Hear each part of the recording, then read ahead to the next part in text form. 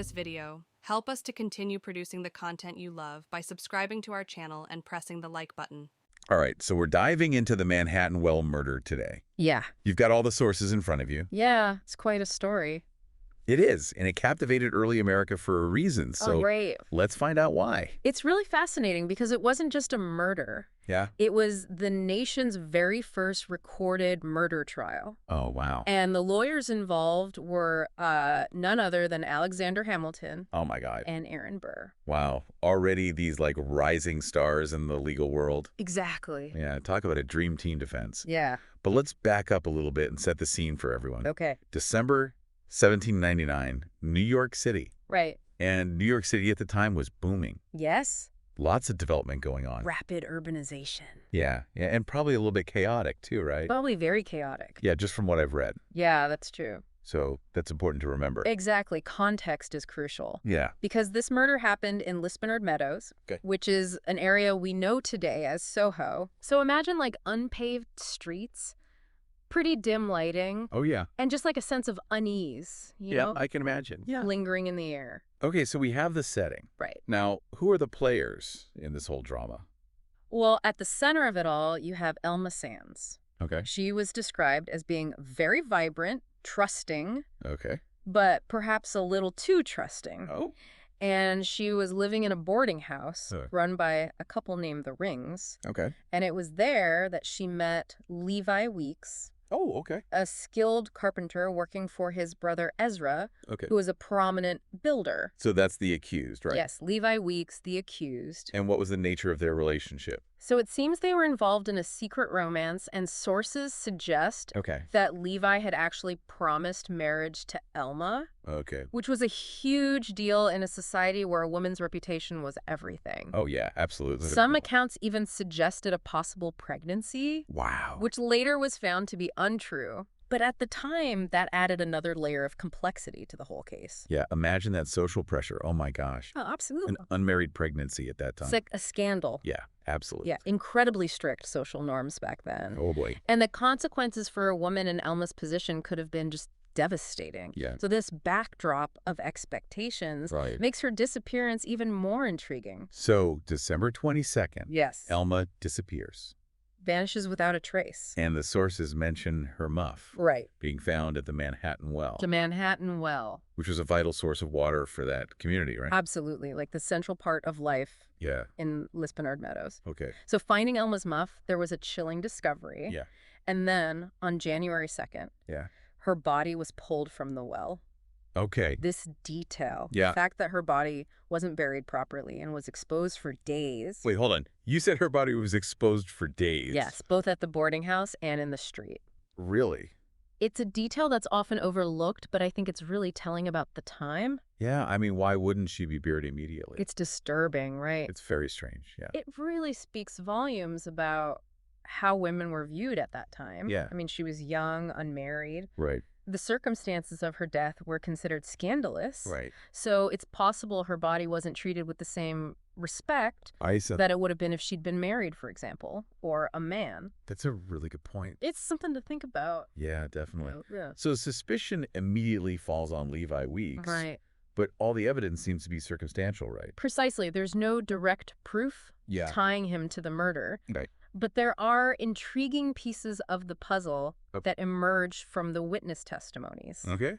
Starting with the Rings, Elma's landlords. Right. They observed Levi and Elma spending a lot of time together, Okay. even finding them alone in a locked room Oh, wow. on at least one occasion. Yeah. And then there's the fact that Elma borrowed a muff that very night Yeah. from a neighbor. Right. The same one found at the well. Exactly. Okay, so that's pretty suspicious. Yeah, it is. What other evidence do they have? Well, the Rings also testified about Levi's behavior Okay.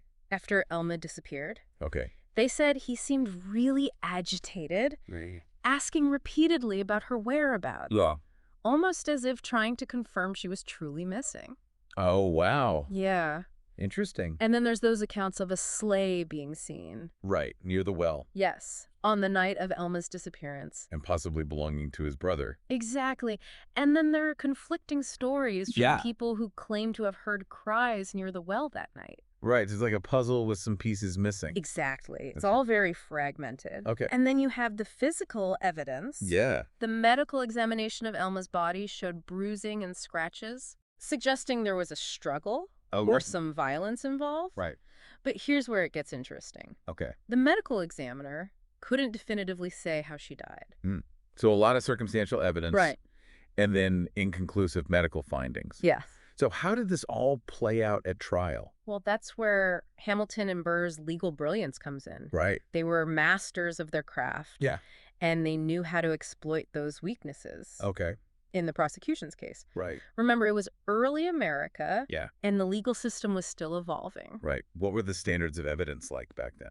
Well, you have to remember that legal concepts like circumstantial evidence and due process were really still being defined and debated in the early days of the United States. Interesting. There was a growing emphasis on the need for evidence-based convictions, Okay. but the legal system wasn't as codified as it is today. I see. So a lot more room for interpretation. Exactly. And maybe a little bit more influence from public opinion. Absolutely. The line between public perception and legal proceedings was often blurred. Yeah.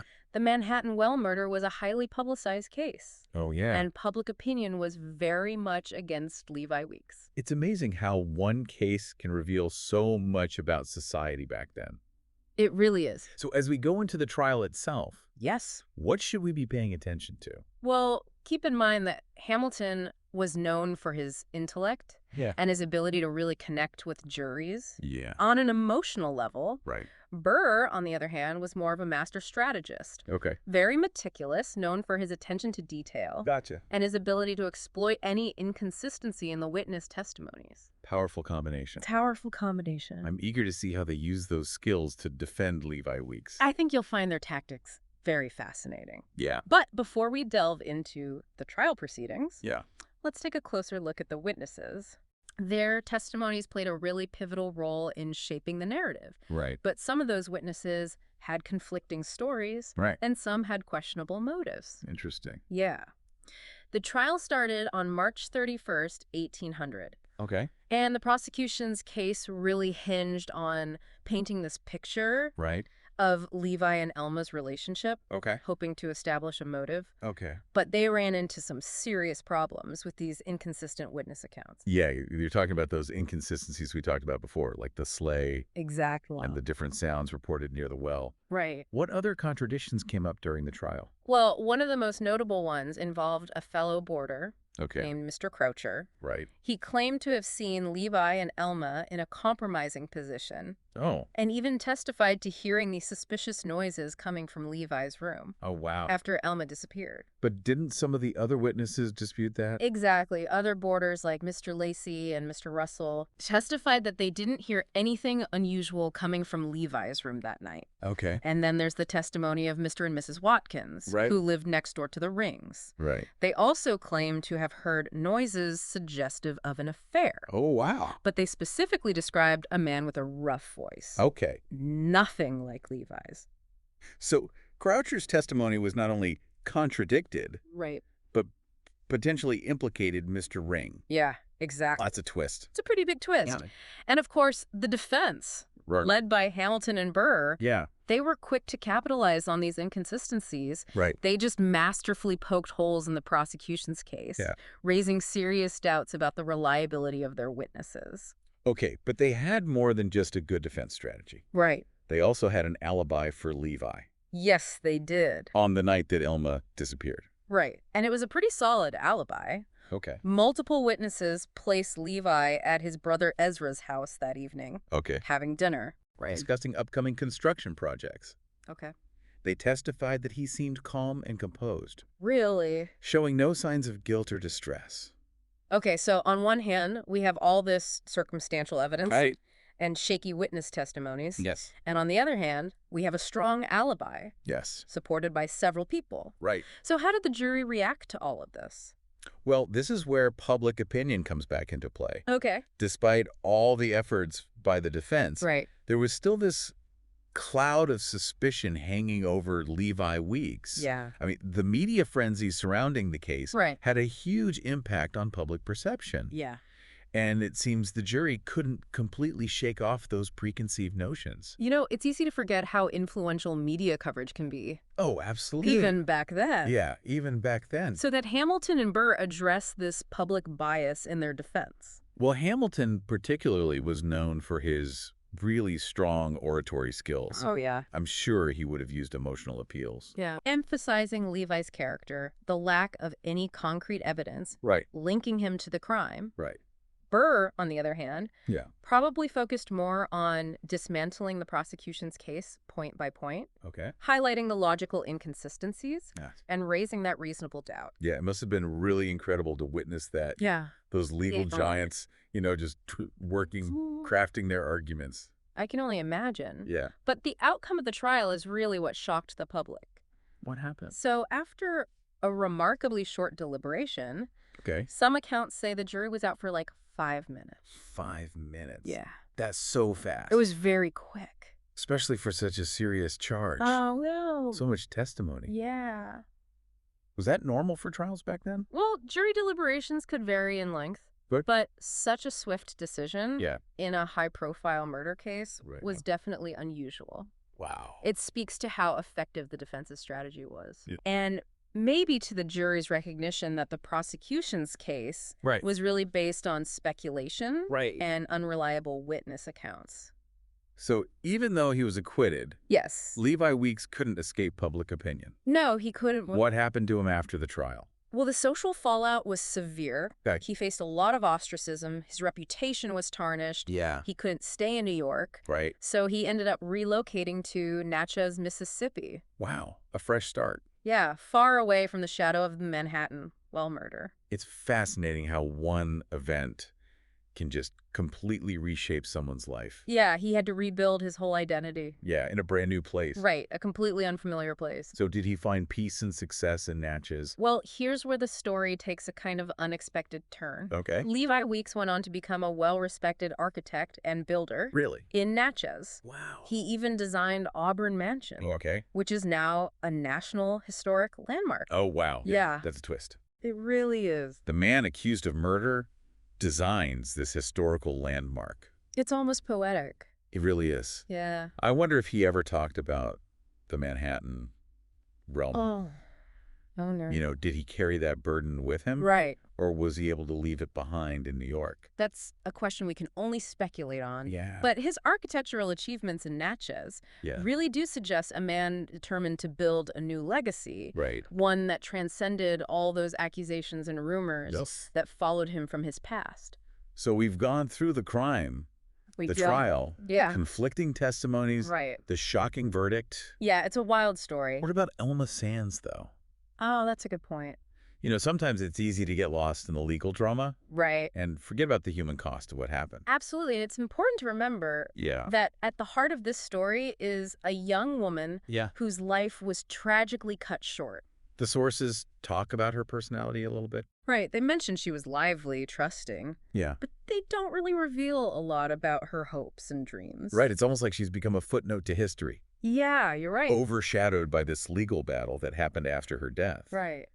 Do we know how her family or community reacted to the verdict? Unfortunately, the historical record is pretty silent on their reactions. Oh, wow. It's a common problem when you're studying historical events. Yeah. The voices of marginalized individuals, especially women, Right. often get overlooked or lost to time. That's a good point. It is. That history is often told from a specific perspective. Right. And we need to try and find those missing voices. Absolutely. We have to seek out those untold stories. Yeah.